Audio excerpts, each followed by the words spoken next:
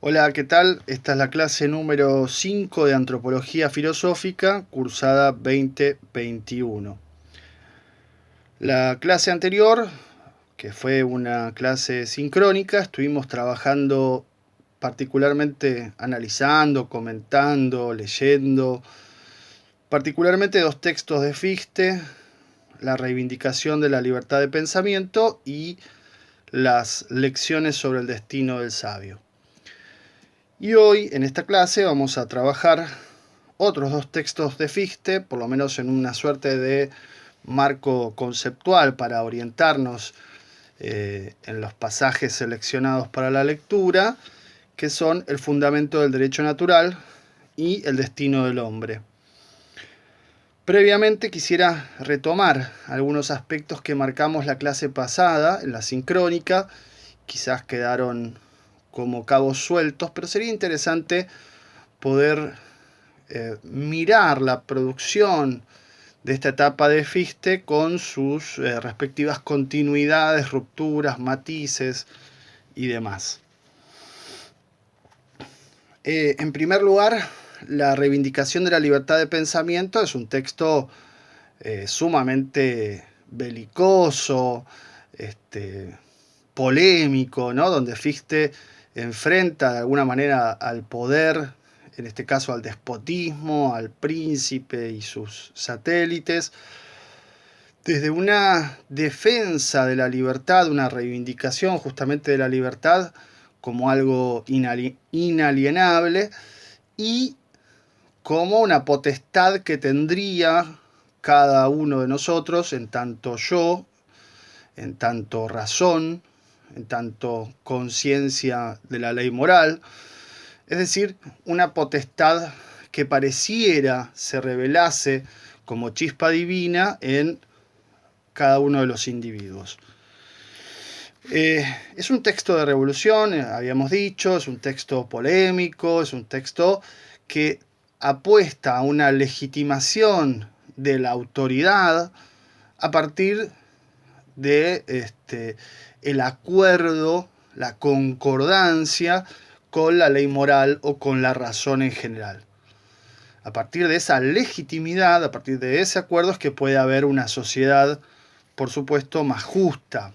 Mientras que la opresión que se sigue, digamos así, de la línea despótica, necesariamente conlleva algún tipo de reacción, de revolución o de reforma gradual, habíamos señalado, y entonces es un sistema que justamente por su injusticia, por su desigualdad radical, ¿no?, entre un sector y otro, eh, lleva consigo el germen de su disolución o transformación.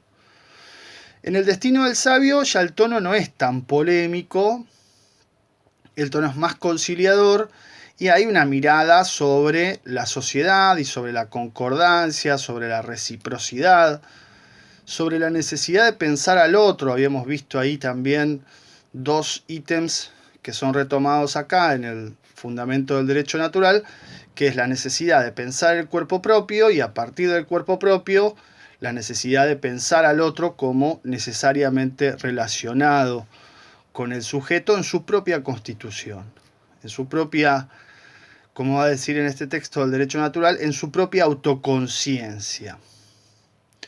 Y en este destino del sabio, una de las cosas que por ahí no aclaramos y sería importante aclarar,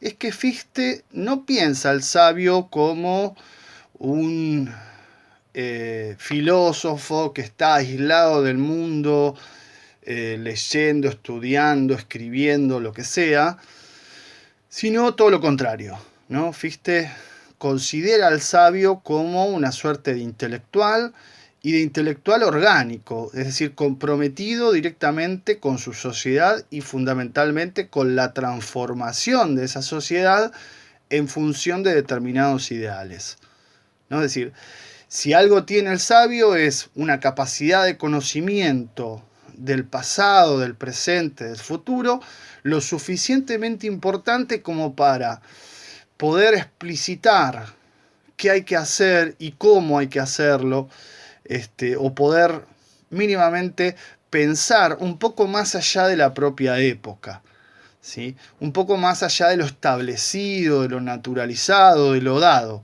y poder justamente plantear diferentes posibilidades de superación de eso que está establecido.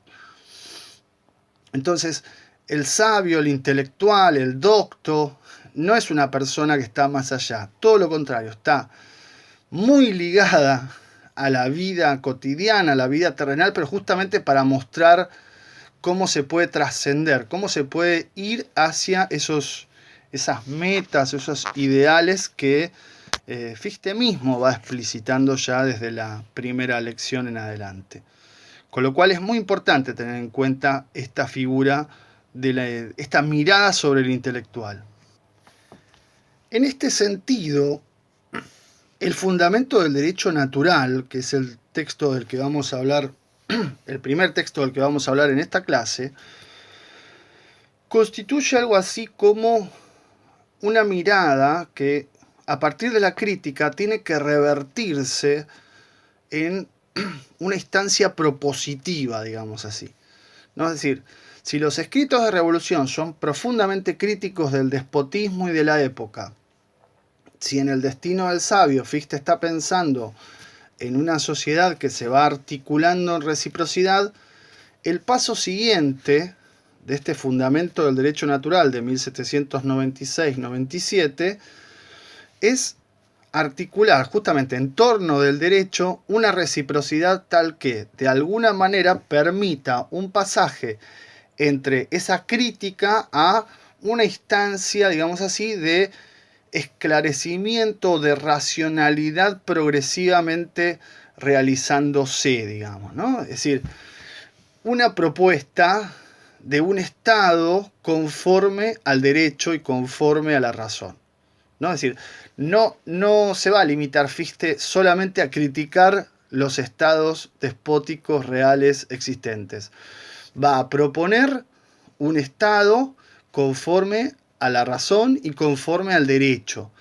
Justamente la instancia propositiva es una instancia que avanza por este camino de una suerte de necesidad jurídica. Y en esta secuencia de necesidad jurídica, que es el fundamento del derecho natural, va a estar inscrita la antropología filosófica.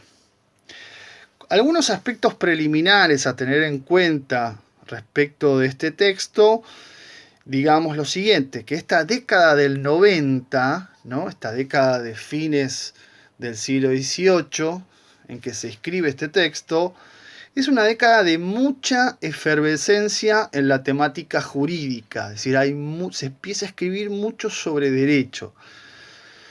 Y si bien uno podría hacer una lectura jurídica de Kant de punta a punta, Kant todavía no se ha pronunciado sobre el tema del derecho, por lo menos de manera explícita, y lo va a hacer claramente en la metafísica de las costumbres, poco después, ¿no? Un año apenas después que Fichte en el fundamento del derecho natural, y previamente también Schelling escribe un textito muy interesante que es La nueva deducción del derecho natural. Pero no solo los principales filósofos, sino que casi todos los filósofos y filósofos más relacionados específicamente con el derecho se dedican, o sea, hay una urgencia en la cuestión del derecho, ¿no? De tratar el derecho conforme a la razón. Y la obra que tenemos entonces acá es la primera palabra de Fichte sobre el tema del derecho, ¿no? No sobre el tema de lo social, que ya vimos estaba en las obras anteriores, pero sí sobre el tema del derecho. Y, como indicábamos, hay un paso más allá. El título completo de esta obra es Fundamento del Derecho Natural según los principios de la doctrina de la ciencia. Y acá surge todo un problema de interpretación respecto de a cuáles principios de la doctrina de la ciencia se está refiriendo Fichte. Claro, uno tendería a pensar, bueno, pero ¿no los estableció en el 94?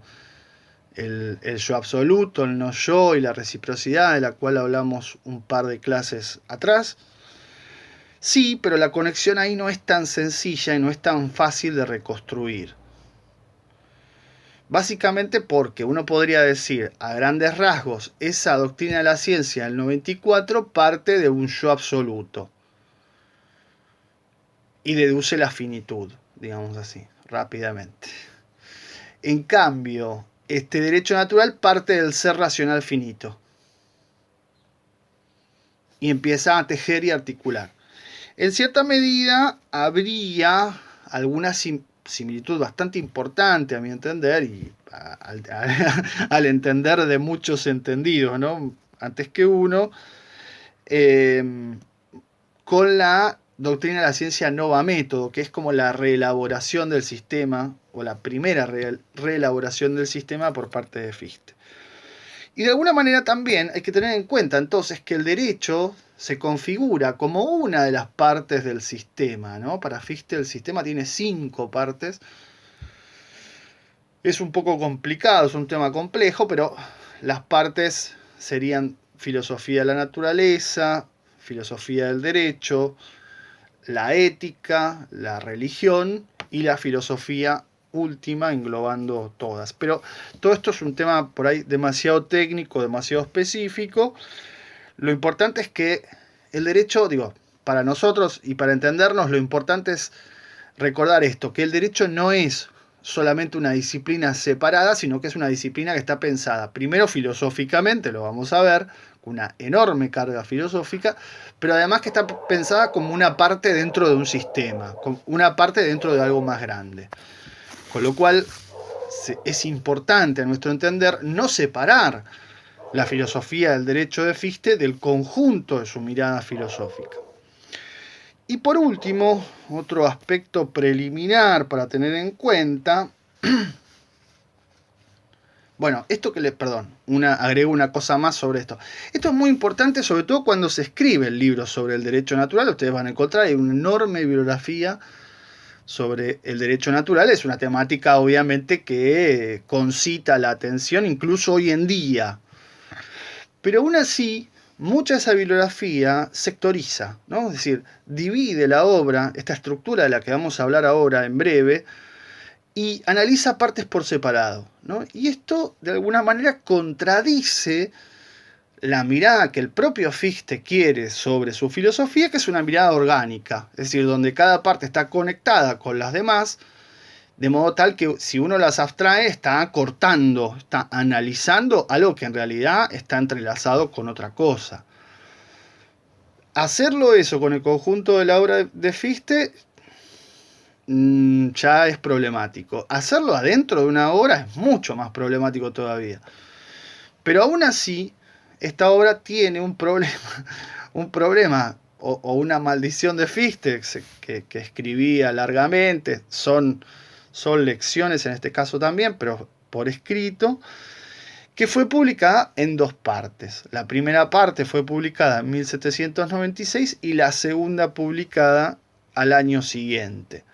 Con lo cual, si uno quiere el espíritu de conjunto, la organicidad, que no se separen, bueno, si publica en 2 tomos por separado, de alguna manera estaría como atentando a esa mirada de conjunto que después le exige el filósofo al lector, ¿no? Bueno, vamos a ver un poco entonces la estructura de este fundamento del derecho natural. En primer lugar, tiene una introducción dividida en 3 apartados. En el primer apartado, Fichte justamente habla de una filosofía real del derecho. Es extraño, ¿no? Una filosofía real del derecho se erige para él en contra de una filosofía formulista. Esto aparece acá y aparece en otras obras. Es decir, una filosofía real tiene que tener carnadura, tiene que mostrar cómo se encarna en la realidad. ¿no? No puede ser una filosofía formal, no puede ser una filosofía que formule ideas acerca del derecho y nada más que eso, y no muestre cómo se puedan aplicar esas ideas, cómo la realidad efectivamente puede ser transformada en función de esas ideas. ¿Sí? Esta es la distinción clave. En este comienzo de la obra, que es muy interesante, vale la pena detenerse, Fichte parte de la razón, ¿no? Y dice algo así, bueno, la razón es la coincidencia entre lo actuante y lo actuado, ¿no? O sea, ahí está reverberando el comienzo o el parágrafo 1, digamos así, del fundamento de toda la doctrina de la ciencia de 1794. Y esa razón ha depositado en la palabra yo la facilidad para encontrarnos con ella, digamos así, rápidamente, pero en todos aquellos que puedan abstraer de esa palabra yo su propio yo. En los que no pueden separarse de su propio yo, no van a poder captar la razón, ¿no? Van a confundir la razón con su propia condición individual. Los que sí pueden van a poder observar justamente cómo funciona esa razón y qué es lo que hace que haya un ser racional, ¿no? Cómo se constituye un ser racional.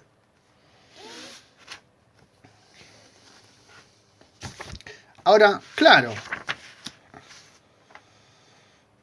además de esto, digo, no he pasado del primer párrafo.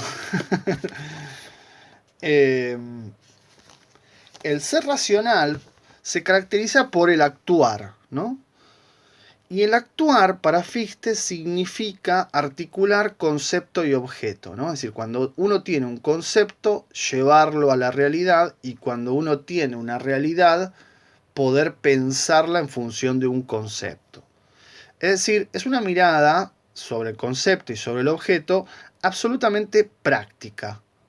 Como decimos siempre, el problema de Fichte no es el conocimiento, el problema de Fichte es la acción.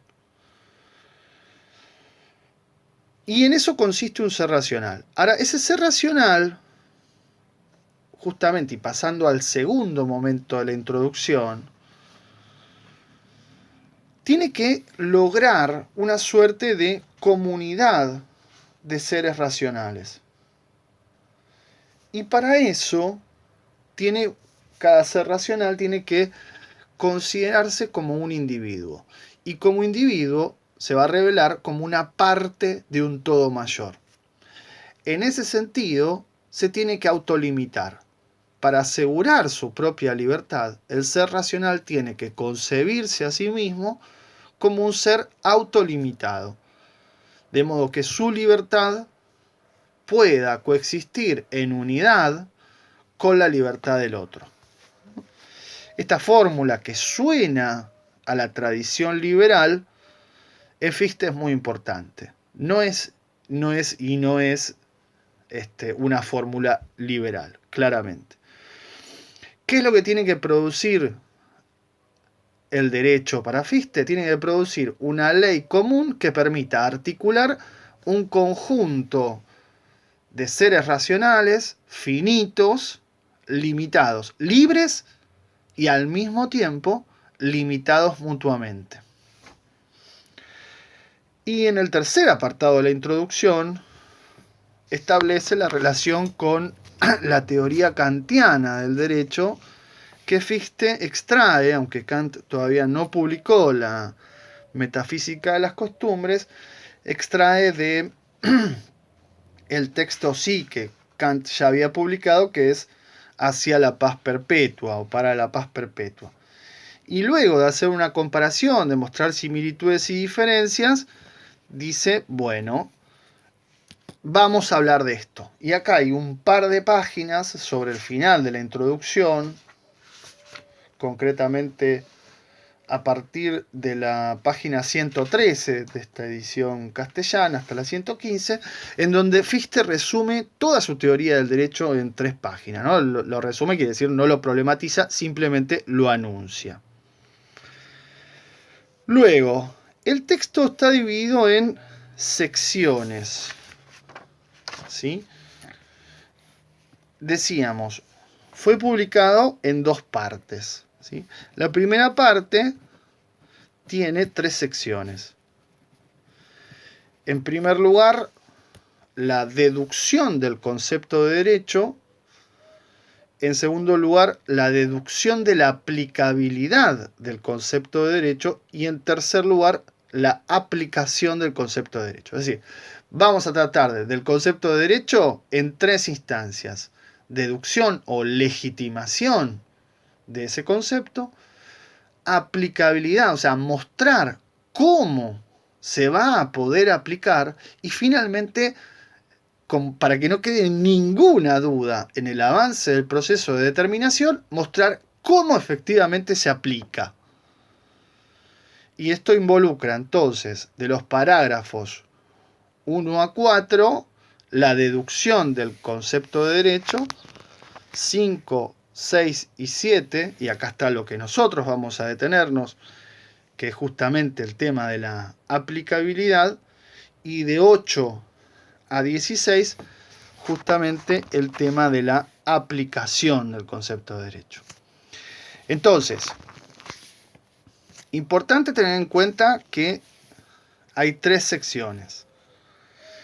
Vamos a mostrar un poco de lo que está antes de lo que nosotros tenemos para leer, que son los parágrafos 5 y 6, es decir, de los parágrafos 1 a 4, y algo también, un poco de lo que viene después de la aplicación, ¿no? Para simplemente reconstruir el marco general de todo este asunto. Bien, entonces empecemos por la primera sección, concepto de derecho o deducción del concepto de derecho. Y acá está el punto de partida de la obra de Fichte. El punto de partida de la obra de Fichte es el ser racional finito, ¿no? Y acá resuena la cuestión de la finitud. Si recuerdan que hablábamos con Heidegger. ¿Y qué dice Fichte? El ser racional finito no puede ponerse a sí mismo sin atribuirse una actividad causal libre. Es decir, el ser racional finito se pone a sí mismo, ahí está el gesto de la libertad, ¿no? La autoposición de la que veníamos hablando, y se pone dándose, atribuyéndose, considerando que tiene una actividad efectual, una Wirksamkeit. Es una actividad transformadora que tiene efectos sobre la realidad, ¿no? Es una actividad, la posibilidad de transformar la realidad, es una actividad que transforma la realidad efectivamente. Por eso le llamamos, bueno, acá lo traducen como actividad efectual o a veces como actividad causal. Es una actividad transformadora. Eso es un ser racional finito.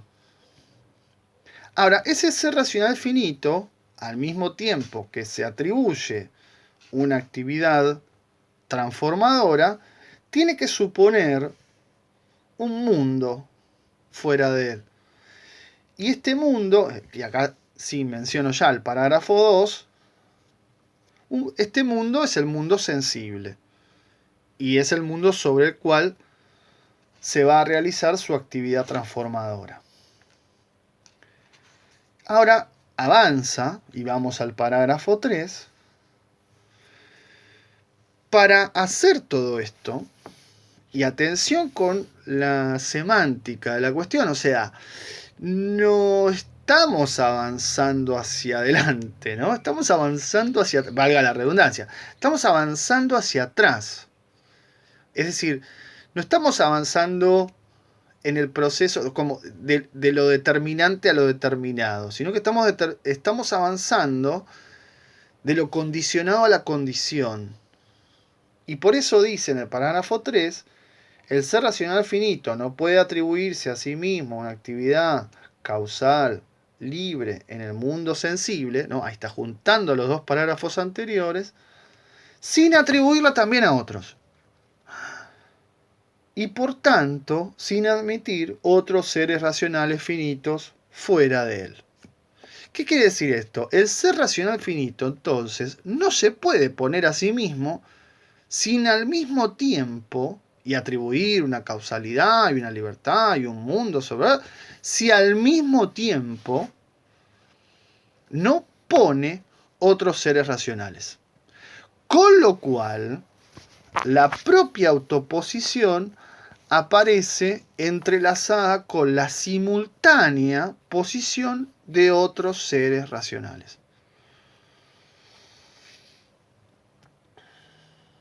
Y en el parágrafo 4, que es donde cierra esta cuestión del concepto de derecho, va a decir directamente Fichte, con esos otros seres racionales establece, ¿sí? El ser racional finito no puede admitir otros seres finitos fuera de él sin ponerse como manteniendo con ellos una relación determinada que se llama relación jurídica. Es decir, con esos seres racionales que tiene que poner necesariamente, si se pone a sí mismo, tiene una relación jurídica, ¿no? Está entrelazado por esta reciprocidad.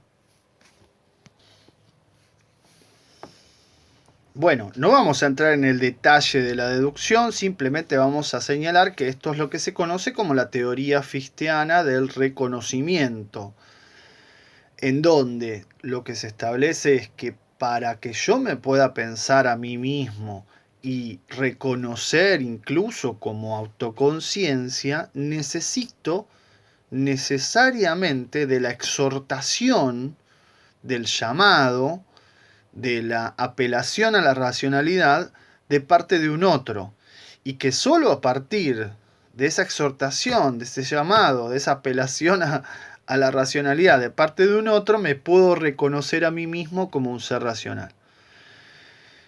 Pero al mismo tiempo le sucede al otro, ¿no? Esto es una secuencia de condicionales recíprocos. Todos estamos en la condición de reconocer otros seres racionales, siempre hipotéticamente, ¿no? Es decir, en el sentido de podría ser que no haya una respuesta racional en la interacción. ¿Podría suceder? Sí, efectivamente podría suceder. Pero si sucede que hay una exhortación, un llamamiento a la racionalidad y la respuesta es racional, se establece una ley jurídica de coherencia mutua. ¿No? Es decir, si alguien apela a mi racionalidad y yo respondo racionalmente, respondo como un ser racional y no como una máquina, entonces efectivamente se establece entre nosotros una relación jurídica que debería mantenerse coherente, salvo que uno de golpe se enoje, agarra un palo, apela a la fuerza o a otros métodos y descarte nuestro entrelazamiento racional. Por eso siempre es hipotético, en el sentido de que siempre se puede romper esa racionalidad o esa apelación a la racionalidad. Pero aún así, habría una suerte de obligación de reciprocidad, en el sentido de, si nos tratamos como seres racionales, quiere decir que efectivamente ya nos reconocemos como seres, sabemos que el otro es un ser racional, y aún así, sin embargo, queremos doblegarlo, dominarlo, someterlo o apelar a otros tipos, a la fuerza, a la violencia, etc. Pero todo eso en contra del ya saber que es un ser racional. Y reconocer al otro como ser racional es constitutivo de mi propio reconocimiento como ser racional. ¿No? Esto es muy similar a lo que veíamos en el destino del sabio. ¿No? El que tiene esclavos es también un esclavo de esa opresión. Bueno, el que quiere libertad tiene que ser coherente con esa libertad. No puede ser libertad para mí sí, libertad para el otro no. ¿No? La libertad es una obligación recíproca, digamos así. Bien, esto entonces respecto de el concepto. Respecto de la segunda sección, que es la aplicabilidad, es justamente la parte que tenemos para leer, ¿no? El parágrafo 5, 6, menciono simplemente el parágrafo 5. Fichte se ocupa de la deducción del cuerpo propio, un cuerpo material, pero vivido como propio, y justamente ahí es donde el proceso llega a la singularidad, llega a la persona. O sea, efectivamente, una vez que todo este andamiaje de determinación, ¿no?, del ser racional finito, llega al punto realmente singular, que es la persona.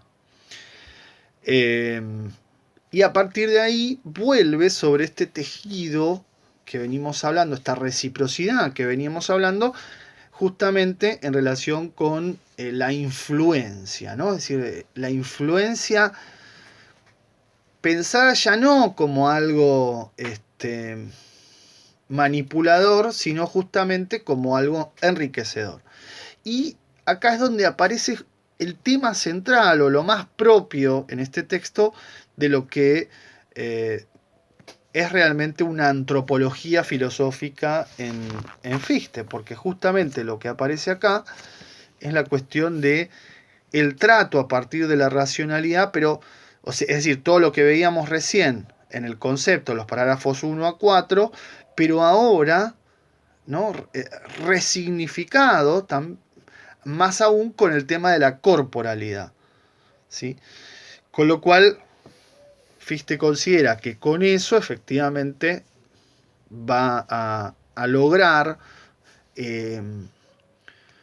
poner sobre la mesa todos los elementos que están involucrados en lo que él considera que es fundamental y que se va a ocupar luego, parágrafo 7 en adelante, que es la comunidad jurídica, ¿no? Es decir, una comunidad de cuerpo, un cuerpo social jurídico que justamente ha explicitado, se ha esclarecido respecto del contenido de la razón y del derecho, y que tiene que ahora, y ese es el tema de los restantes parágrafos del 8 en adelante, mostrar cómo ese derecho se termina de aplicar, se tiene que terminar de aplicar en la realidad, ¿no? Es decir, la tercera sección es justamente la aplicación del concepto de derecho.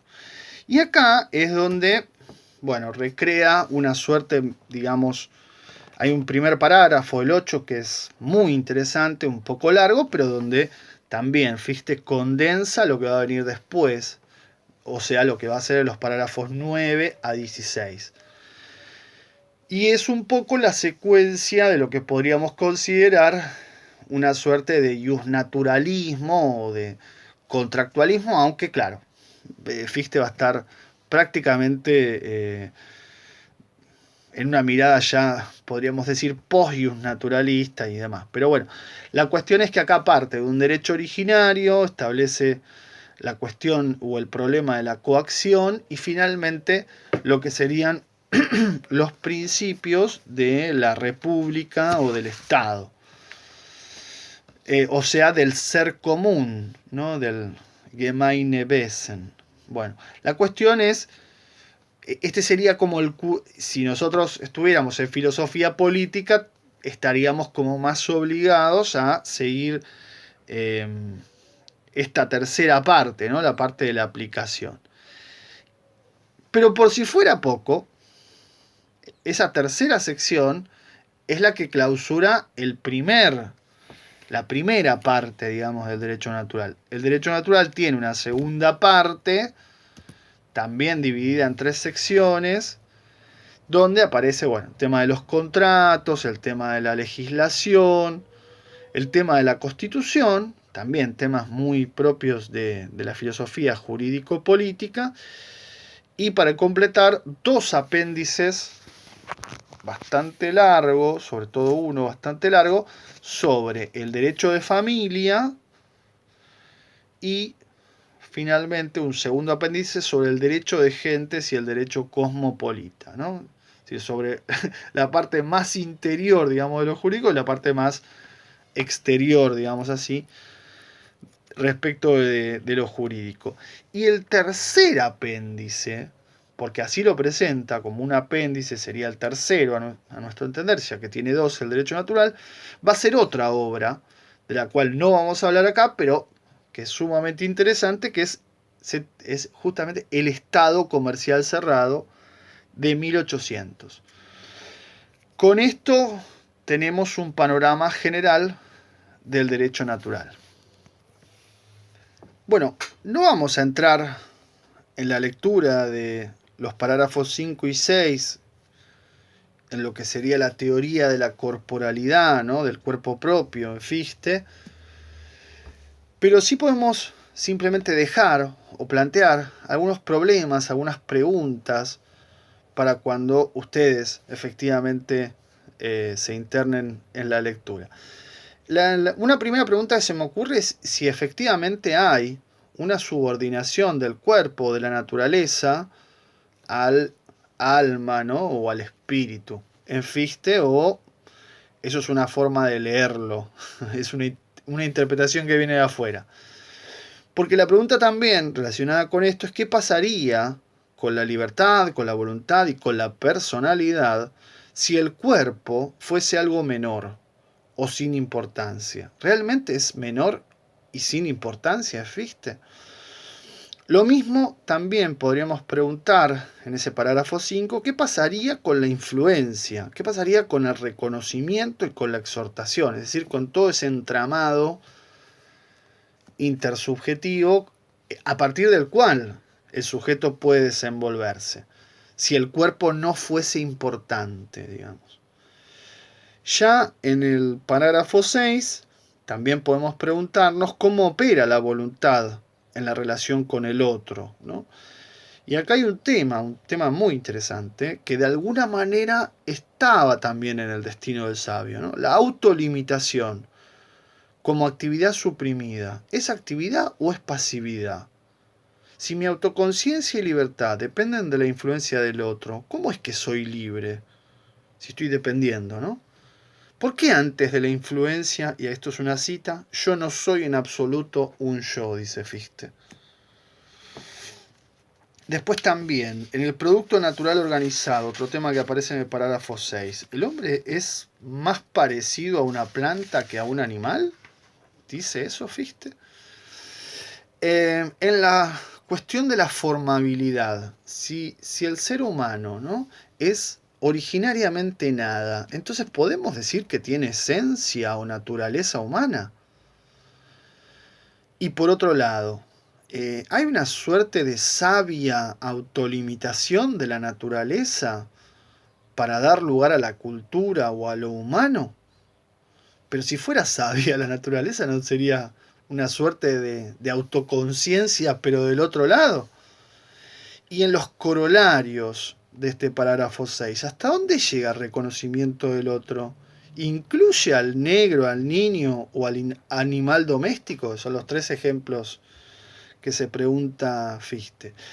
Y por último, simplemente planteo como pregunta para pensar durante la lectura. Una última pregunta de este apartado. Los rasgos empíricos, ¿no?, como el ojo espiritual, la boca o el rostro, responden a la pregunta por la especificidad del humano, que para Fichte es además la pregunta propia de la antropología filosófica, ¿no?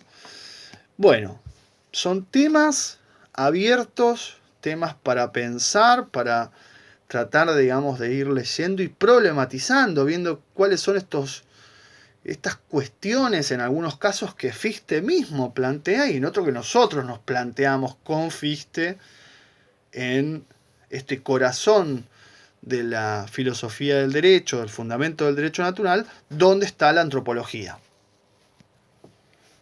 Bueno, para no demorarnos más, quisiera presentar entonces la segunda obra, que sería la cuarta, de la cual tenemos un pasaje para ver, que es El destino del hombre. El destino del hombre es del año 1800. El título de la obra tiene el mismo problema que la que veíamos antes, ¿no? Las lecciones sobre el destino del sabio. Porque destino a nosotros nos suena en castellano como algo que está prefigurado, predeterminado, dado, que no se puede modificar. Y sin embargo acá responde justamente a, o es una versión, es una traducción posible de la palabra Bestimmung, que significa determinación, que tiene también alguna consideración sobre la cuestión de la vocación o del llamado por su raíz, pero que significa el destino no es algo que nosotros no podemos modificar, sino todo lo contrario, justamente lo que hacemos, ¿no? Cómo disponemos la voluntad hacia el logro de determinadas metas, ideas o lo que sea que haya, que permitan además justamente la actividad transformadora de la que hablábamos recién. Ahora, el título de esta obra es un título bastante común, es un tema muy popular, el tema del destino del hombre. Desde por lo menos la segunda mitad del siglo XVIII en Alemania, hay muchas obras que se publican y una, particularmente de Joachim, ¿no? Spalding, que más o menos hacia 1748 publica una obra también, ¿no? Con el nombre Consideración sobre el destino del hombre. Y a partir de ahí muchas obras más se publican. La temática del destino del hombre estaba en circulación ya entonces de hacía unos cuantos años. Y Fichte, bueno, esta obra la escribe pensando en una suerte, digamos, de público muy popular, muy abierto. ¿No? Es una obra considerada popular en ese sentido, en el sentido de que busca llegar a un público no formado en filosofía. De alguna manera tiene temáticas que se pueden asimilar a otras obras, como por ejemplo las lecciones sobre el destino del sabio de las que hablábamos, que también va a haber otras lecciones después sobre la esencia del sabio o también sobre el destino del sabio. Que la cuestión es, en común ahí es nuevamente cómo orientar la sociedad presente hacia un mejoramiento, una suerte de perfeccionamiento moral. Pero particularmente en este contexto de 1800, Fichte ya ha caído en desgracia. Fichte ha caído en desgracia porque, bueno, se fue de Iena, perdió toda su popularidad, se lo acusó de ateo, ¿no? Como decíamos, y también además fue desautorizado por Kant, ¿no? Fichte decía que su doctrina de la ciencia, su concepción filosófica era un desarrollo consecuente del kantismo, o mejor dicho, del kantismo bien entendido, como dice Fichte. Pero bueno, el tema es que cae en desgracia porque Kant además también dice públicamente que la doctrina de la ciencia de Fichte no es kantismo y además es insostenible, con lo cual la descalifica. Y bueno, Fichte está sin trabajo, sin rumbo, con un hijo pequeño y buscando un sustento para poder vivir.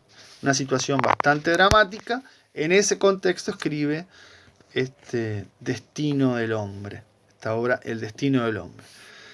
Después, bueno, va a ir a Berlín, como señalamos en su momento, va a dar algunos cursos, algunas lecciones, conferencias, publicará algunas obras más populares, pero no va a publicar, decíamos, las distintas lecciones sobre la doctrina de la ciencia. Bien, pero nos detenemos acá. Vamos a hablar un poco entonces ya de la obra en sí misma, El destino del hombre. Esta obra se compone de 3 libros, ¿no? O sea, pero libros en el sentido de partes, como a la vieja usanza, ¿no? El libro 10 de la República de Platón, ¿no? Esta idea del libro como parte. Bueno, la primera parte se titula Duda. Y acá Fichte tiene todo un desarrollo muy existencial, dramático, ¿no? Preguntando qué soy, cuál es mi destino. Soy parte del universo, de la naturaleza, pero una suerte como de cadena en devenir. ¿Cómo hago para pensar y salirme de esa cadena? ¿No? Y justamente la idea de un destino del hombre es la idea de constituirse, digamos así, como fuerza pensante a partir de la libertad, la conciencia, la voluntad, y reponiéndose frente a ese determinismo o esa necesidad de la naturaleza. Pero al mismo tiempo, una vez que se descubre la libertad, aparece la limitación con los individuos y con los otros, y al mismo tiempo que aparece la limitación, aparece la necesidad de unificación con esos individuos, con esos otros. Cuestión que la duda, este primer libro del destino del hombre, termina con la pregunta: ¿soy libre o soy el resultado de las fuerzas naturales? ¿Soy realmente libre o no? ¿No? De alguna manera, lo interesante es que todo esto recoge la propia experiencia filosófica de Fichte presentada en un lenguaje muy accesible, pero que refleja de alguna manera toda la década desde aquel momento que decíamos la conversión kantiana, ¿no? Es decir, el descubrimiento de la libertad como algo inalienable. Pero termina, por lo menos este libro 1, la duda, de manera escéptica. El segundo punto, el segundo libro, se titula Saber. Y bueno, hay una suerte de diálogo entre un yo, que no es Fichte obviamente, y el espíritu.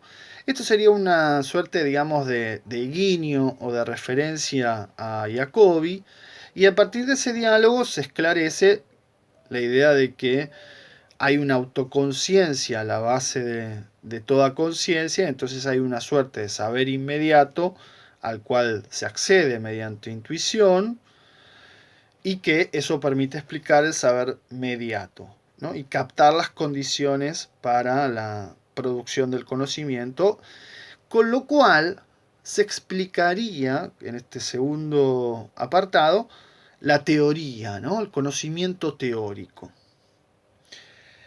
Y el tercer libro del destino del hombre, o sea, la tercera parte del destino del hombre, se titula Fe o Creencia, ¿no? Y es propiamente la parte práctica de la filosofía de Fichte, ¿no? Esta idea de fe o creencia también tiene como un guiño a Jacobi, por decirlo así. Y acá es donde tenemos un apartado justamente para trabajar. Entonces, si el libro 2, digamos, el libro 1 terminaba con un montón de dudas.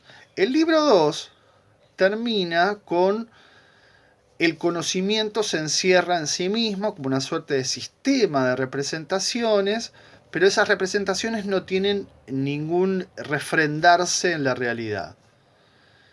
Para que esas representaciones tengan realidad efectiva, hay que pasar al tercer momento, que es justamente este, ¿no? El de la creencia o de la fe, que es la práctica.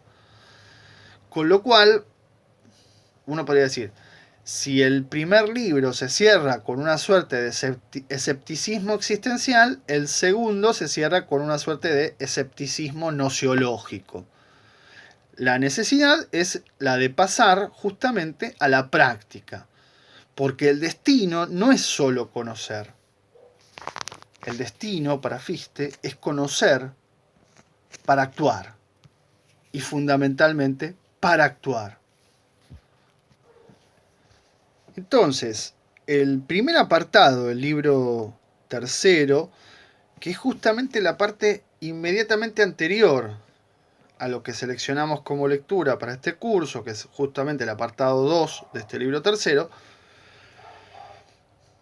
comienza recapitulando lo que había establecido en el libro 2 sobre el final, que es esta primacía práctica, ¿no? Claramente hay una primacía de la razón práctica para Fichte, de modo tal que el conocimiento se explica justamente a partir de la acción, que lo dado es dado porque hay un ser racional que establece un determinado concepto de fin, y que a partir de ese concepto de fin es que se dispone a conocer eso dado,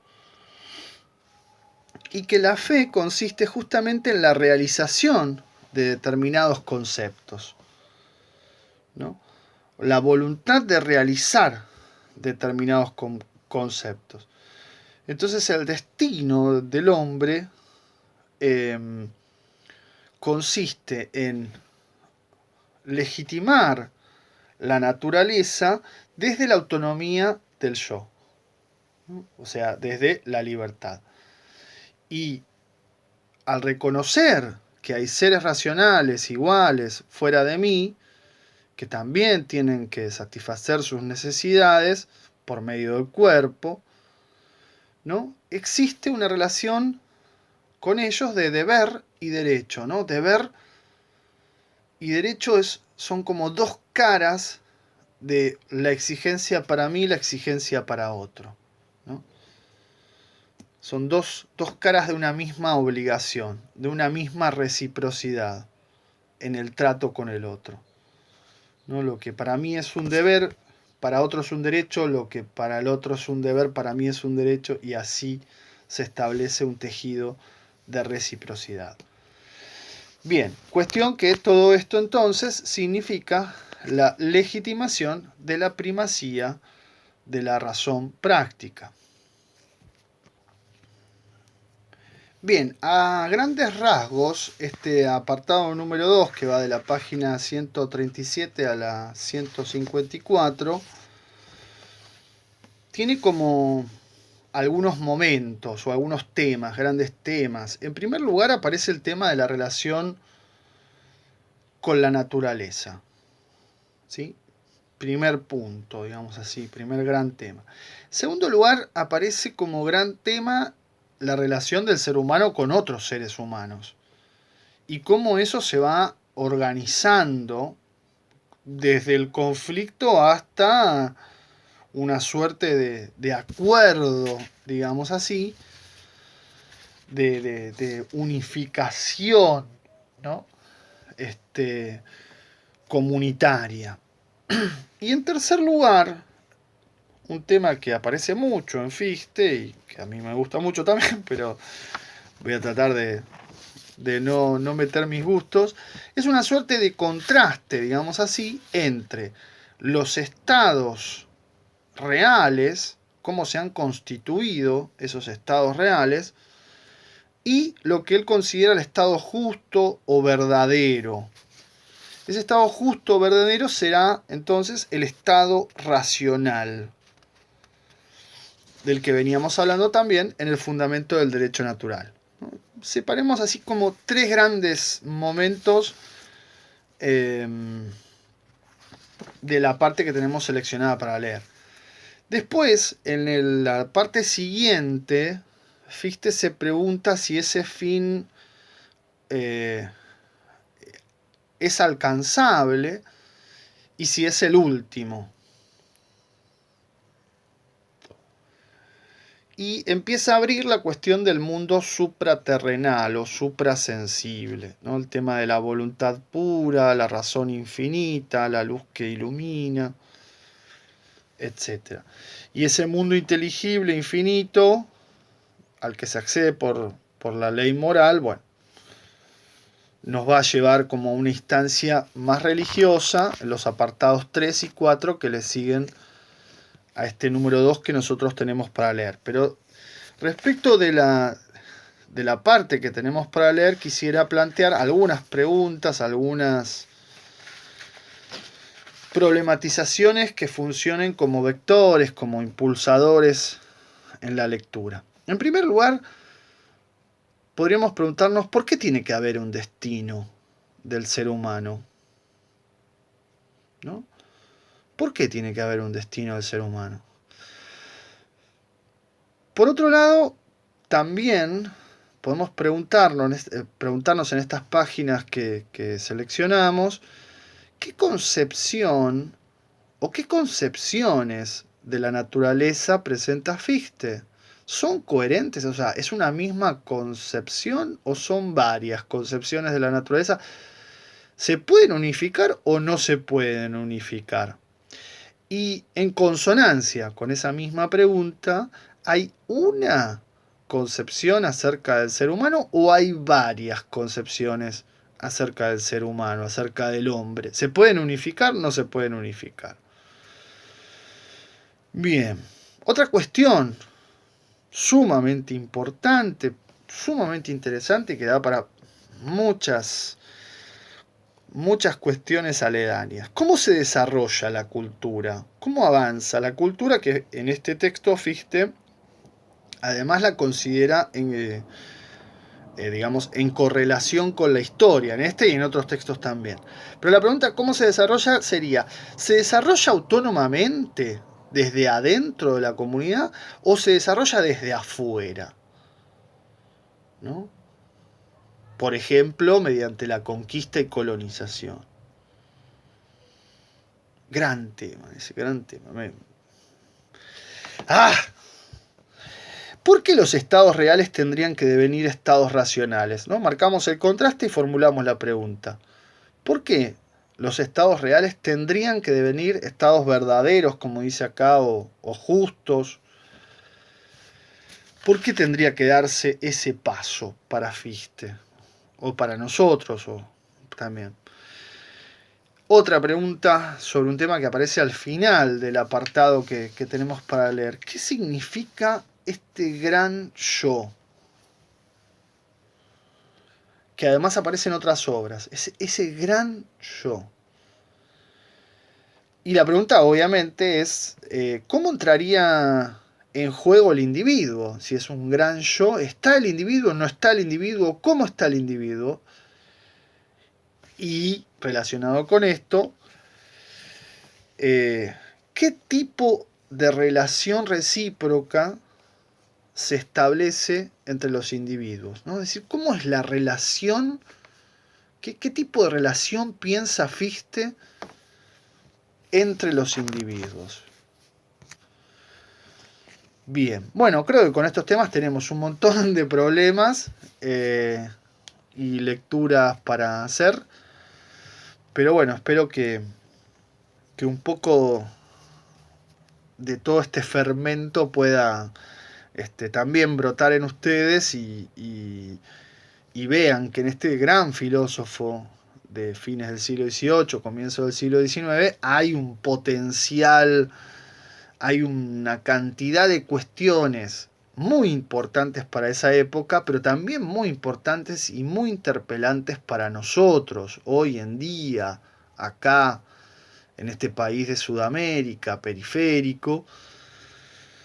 Hay temas que tienen como una vigencia transhistórica, transespacial y que realmente vale la pena detenerse a pensarlos, detenerse a discutirlos y a conversarlos, porque efectivamente hay un montón de problemas relacionados con esto y por supuesto hay un montón de problemas que conciernen a la cuestión de la antropología filosófica. Como verán, tanto en el Fundamento del Derecho Natural como en esta obra El Destino del Hombre, la antropología filosófica de Fichte está empezando a mostrar unas caras interesantes. También otro ejercicio que podríamos hacer es preguntar si hay coherencia, ¿no?, entre esta obra, El Destino del Hombre, y el Fundamento del Derecho Natural, o se han desplazado algunos matices, algunas diferencias y demás. Bueno, dejo todo esto planteado y ahí nos vemos la próxima.